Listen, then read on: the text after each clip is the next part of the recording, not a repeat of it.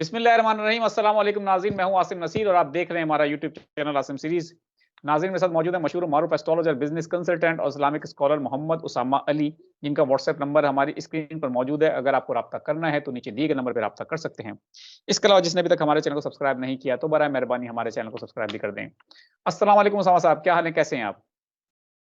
जी, वालेकुम अस्सलाम। मैं खैरियत से हूँ, आप सुनाएँ क्या हाल है? अल्लाह ताला का बड़ा करम है उसामा साहब। अच्छा उसामा साहब, हमने अपनी प्रीवियस वीडियो में कहा था लोगों से कि कुछ हमें सवालात भेजें आप, पॉलिटिकल सवालात भेजें मुल्क के हवाले से, क्योंकि मुल्क इस वक़्त बड़े ही जो है उसकी सूरत हाल जो है वो किसी हद तक हम कह सकते हैं कि बड़ी गंभीर है, बड़ी पेचीदा है। तो एक सनावर बेग हैं, उन्होंने हमसे सवाल पूछा, उसामा साहब अब तो इलेक्शन हो गए, आगे क्या होने वाला है? जी, बिस्मिल्लाहिर्रहमानिर्रहीम। अल्लाहुम्मा सल्लि अला मुहम्मद व अला आले मुहम्मद। आगे सर क्या होने वाला है? वही होने वाला है जो पहले कभी देखा ना सुना। वही होने वाला है जो ये सारे जिन्होंने अपनी जवानियाँ और बड़े तजर्बे हासिल किए और बड़े खिलाड़ी बन गए, वो सब ज़ीरो हो जाएगा। वही होने वाला है जो इतने इलेक्शन धांधलियाँ करने और करवाने के एक्सपर्ट थे, वो फेल हो जाएँगे। प्रिंटिंग मशीनों में आज भी सुना है, आज किसी को बता रहा था, बैलेट पेपर अभी भी छाप रहे हैं, रिजल्ट अभी भी फाइनलाइज नहीं हुए। लेकिन सर आगे आने वाले वक्त में ना पर्ची के साथ बंदा भी पीछे चाहिए होगा। आगे आने वाले वक्त में मुल्क को चलाने के लिए बंदा चाहिए, पर्चियां नहीं चाहिए। ये पहले पर्चियां पुर्चियां चलती थी और बहुत अच्छे एफिशिएंट मुलाजिम होते थे, मशीनरी काम करती थी। इस दफा अवामी सपोर्ट भी दरकार होगी, जिसकी वजह से वो जो मुर्दा पर्ची है जिसके पीछे कोई बंदा नहीं है, फेक जो भी मशीनों में छप रही है, तो आसिम साहब वो बंदा जो है आप एक ही बंदा ला सकता है। वो बंदा जिसके पास है, जिसने क्लीन स्वीप किया है, वो जो हमने किया हुआ ना, वो आप क्लिप निकाल के रखें, उसका वक्त कभी भी आ सकता है। वो जो हल सिर्फ इमरान खान वाला आपने एक बार वो लिखा था कोई, तो वो टाइम अभी नहीं। यूं ना एक्साइटेड हो जाइएगा कि बस एक तो हमारी कौम का यही है, जब कोई बात करने लगो फौरन मुझे अब यही इनके सवालात की बौछार आ जाती। अभी जब मैं कहता था अनरेस्ट शुरू है, कहते कब? मैं कहता था कि अब हमारे हालात दिन ब दिन खराब हो रहे हैं, हमारे बॉर्डर साइड से टेंशन हो, कहते कब? वो ईरान का हो गया, इनका ये सारे अब टेंशन बढ़नी शुरू हो गई। अब आप देख रहे हैं अनरेस्ट दोबारा से।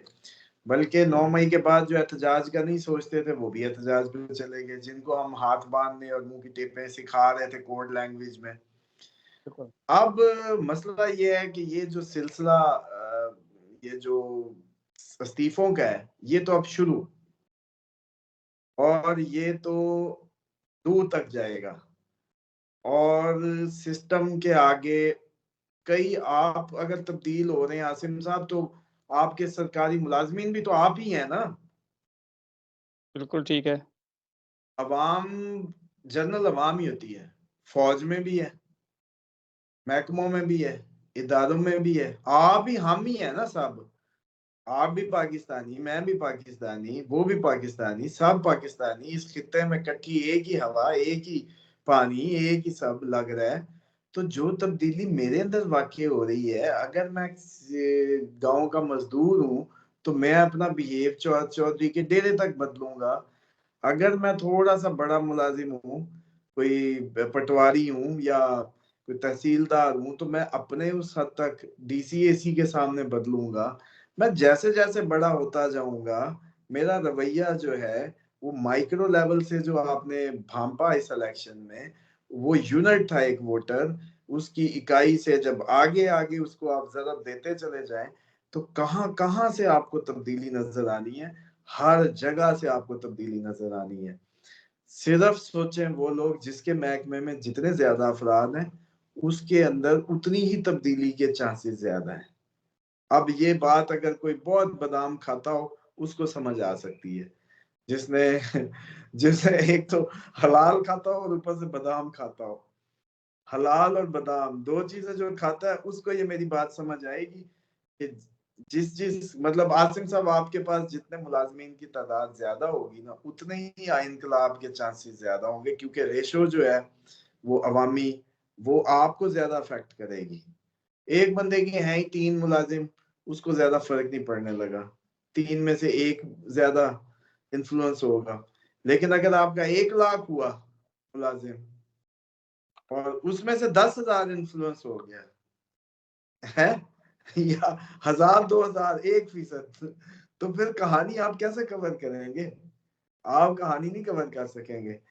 तो ये जहां जहां जिस जिस मतलब आपके मुलाजमीन की तादाद ज्यादा, वो ज्यादा इसके वल्नरेबल सिचुएशन में है होंगे।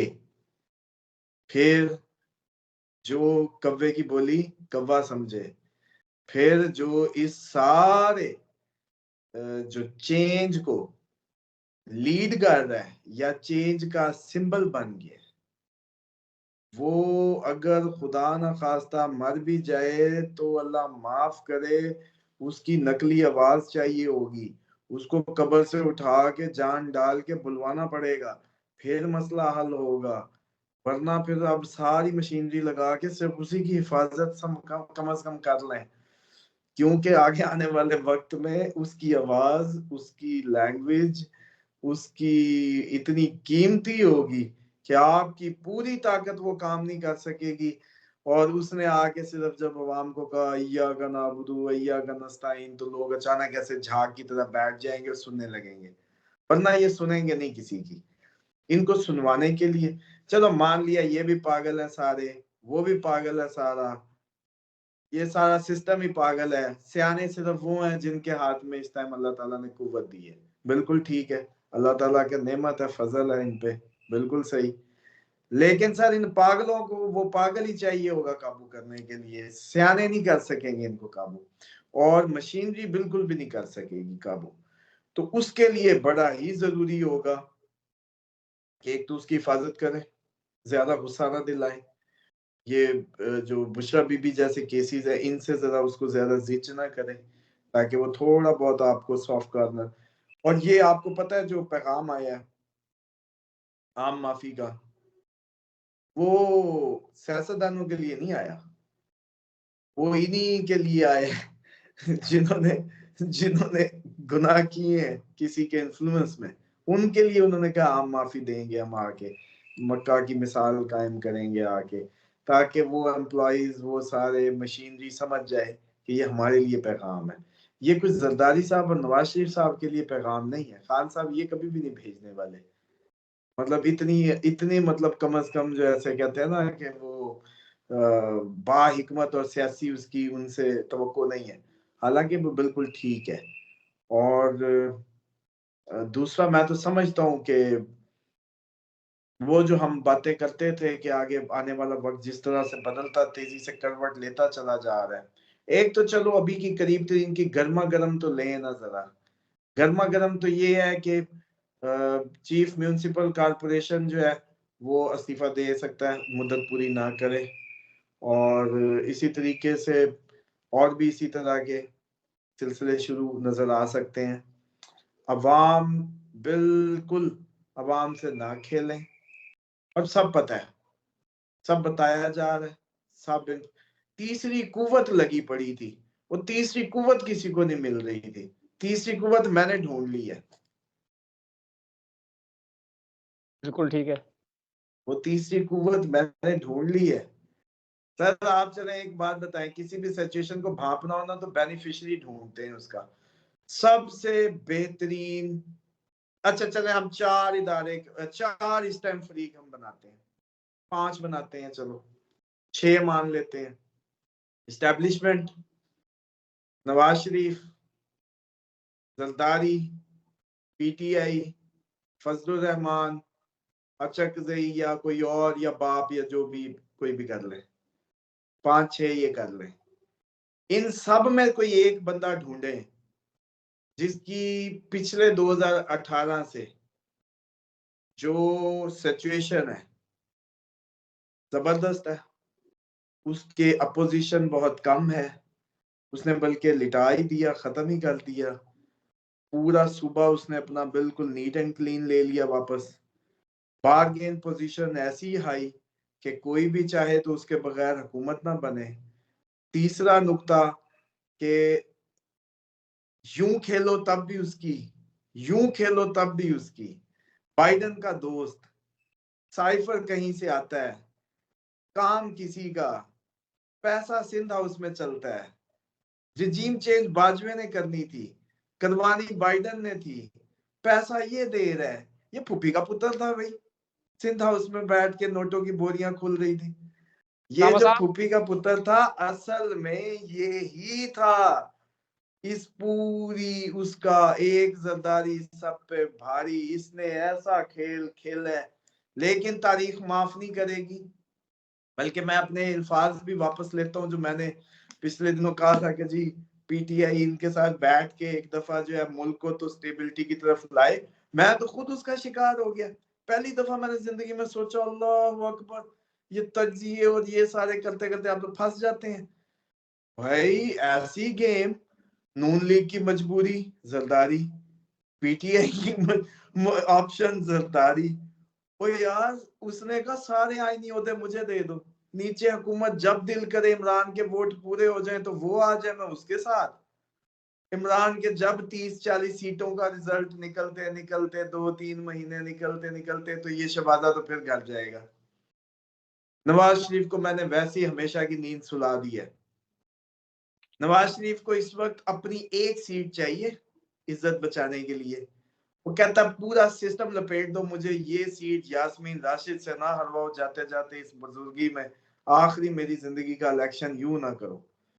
मैं तो वजीर आजम के ख्वाब देख के बनने आया था, तुम लोग एक मुझे अपना ही हल्का हरवा के उसके सारे साथी दफन किए, उसकी पार्टी के अंदर से उसकी आवाजें खत्म की हैं। हाय हाय हाय, क्या कमाल किया इस बंदे ने भाई। वो जो लाडला रो पड़ेगा हम तो सितारों से देख रहे थे, लेकिन असल ये नहीं पता था किरदार। देखें सितारों ने तो, हमारी तो प्रेडिक्शन में सिर्फ हमें थोड़े बहुत खाके ही बनते हैं ना कि जी रो पड़ेगा, गलती कर सकता है, दिमाग खराब नजर आता है। लेकिन ये जरदारी ने जो गेम डाली है हम अब इसको तो एंजॉय कर ही सकते हैं ना। तो वो देखें नवाज शरीफ सिर्फ एक सीट की खातिर दिन रात रो रहा है और सो नहीं, नींद नहीं आ रही उसको। कहता है अगर ये हल्का खुल गया और इसका रिजल्ट आ गया मेरी तो खत्म क्या। वो इसीलिए कह रहा जो लेना लो भाई, लो मेरा, इसको बनाना है इसको बनाओ, जिसको जो करना करो, बस ये हल्का मेरा ना खुले। मेरी जाते जाते बुजुर्गी की, जैसे कहते हैं ना वो चिट्टी दाढ़ी दी इज्जत कर लो मेरी, या मेरी गंज दी इज्जत कर लो पुरानी, मुझे जाते जाते ये सीट और ये पाए खा खा के इन्होंने कहा भी अकलें काम करेंगी, वो भिंडी खाने वाला इनको ले गया। ये होता है, इसीलिए गोश्त ज्यादा नहीं खाना चाहिए। अकलों पे ज्यादा पेट भरे तो फिर काम नहीं करती और ताकत बदमस्त होके उस दिमाग पे चढ़ती है। कैसे कैसे काम के लोग नवाज शरीफ के हरवा दिए जो नवाज शरीफ के माने जाते थे पार्टी में। अब यानी कि कुछ भी हो खबरें भी ना पहुंचे, विफाक की खबरें भी कभी ना सुन सके, बेटी को उधर लगा दिया कि चल भी तू सुबह एक दफा संभाल। तो मुझे ये लगता है कि असल जो गद्दारी है इस नेशन से या कौम से, आप लोगों को पता है लोग अमूमन टाइटल हम पे लगा देते होते हैं, हम तो वो हैं भाई कि इमरान खान के यू टर्न की भी कदर करते हैं और हमेशा यू टर्न लेने के लिए तैयार, क्योंकि अकल का तकाजा ही है, हम कहाँ मुकम्मल है। अल्लाह ताला का हुक्म है गलती मानो फौरन मान लो। और वो जैसे कहते हैं ढीठ हो जाना शैतानी अमल है और गलती मान लेना इंसानी अमल है। और जरदारी ही वाहिद कल्प्रिट है इस सारी आज की कहानी का, और जरदारी ही आज के दिन का जिम्मेदार है। ये 16 महीने का जो पीडीएम का क्राइसिस का भी जिम्मेदार ये वाहिद बंदा है। इसके बाद भी अब जो गरीब मर रहा है वो उसका जिम्मेदार भी है और दांत निकाल रहा है आईनी ओहदे लेके। आईनी ओहदों की चॉइस चेक करें, हम हुकूमत में नहीं बनेंगे, no no no no no. क्यों भाई? क्योंकि हुकूमत तो आपकी गिर जानी है, मैं उधर हो जाऊंगा जब उधर की बनने लगेगी। आईनी ओहदे तो हमेशा रहेंगे, नीचे आप लोग एक दूसरे की असेंबलियों में खींचातानी करते रहना। कैसा प्लेयर है, कैसा। अब भी समझें कि ये हुकूमत बन जाएगी, शहबाज शरीफ बना लेगा क्योंकि जरदारी, लेकिन जरदारी हमेशा मुड़ मुड़ के पीछे देखता रहेगा पीटीआई को, क्योंकि उसका असल शिकार पीटीआई है, टारगेट उसका पीटीआई है उस वक्त तक जब तक सिंध से सफाया नहीं हो जाता। जैसे ही पीटीआई को मुकाबला करके जरदारी नहीं मार सकता ना सिंध से, पीटीआई को जब भी डालते ही सिंध से पीटीआई का वोट खत्म हो जाएगा। जो बना था एंटी पीपी वोट, जैसे ही जरदारी ये पीटीआई जमा हुए, सिंध वापस फतह हो जाएगा 10 सालों के लिए मजीद। ये है असल बात, जिसने पूरी सिंध की हुकूमत को काबू करने के लिए ये साइफर, ये रजीम चेंज और ये कहानियां और छुपा बैठा है। उसकी तरफ किसी का ध्यान ही नहीं किया कि सबसे मोस्ट बेनिफिशियरी कौन है इस वक्त, जिसने पिछले इलेक्शन से ज्यादा गेन किया है, बारगेन पोजीशन मजीद तगड़ी हुई है। क्या बात है। और साइफर कहीं से आया, पैसे तू सिंध हाउस में बैठा क्यों दे रहा है भाई? तेरा काम हो रहा था, तेरा तो कोई काम ही नहीं था, इसका मतलब काम ही आपका था भाई। ये सारी की सारी जो सजाई गेम, ये आपने अपने लिए सजाई और बड़ी सफाई से हुकूमत भी करनी, और इल्जाम सारा महंगाई का पीडीएम पे, नवाज शरीफ पे। फिर पीडीएम बनवाई।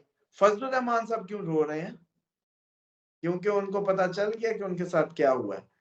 वो भी बेनिफिशियरी नहीं, जिसने पीडीएम हेड किया वो भी बेनिफिशियरी नहीं। ईमानदारी से बताएं, क्या नून लीग को फायदा हुआ 16 माह की गवर्नमेंट से? नुकसान हुआ है। लेकिन फायदा किसको हुआ? आज भी कहता था हम तो है ही नहीं हुकूमत में।